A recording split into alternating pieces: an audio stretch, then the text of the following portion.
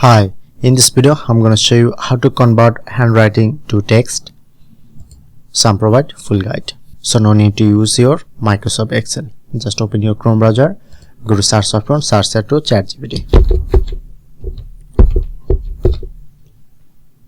Click on this option, then you get this interface. Press on to attach, select the image.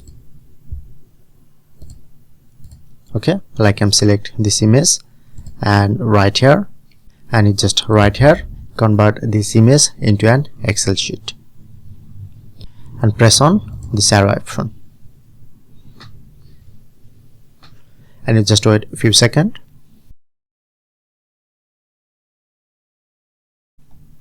and then you get this result. So I'm just select and Ctrl C plus copy and open my Excel and Ctrl plus B to paste here. Okay, now I'm easily make this.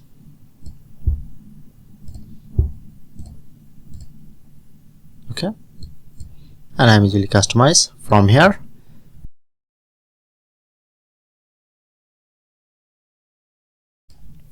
So that's it. That's how you can do it.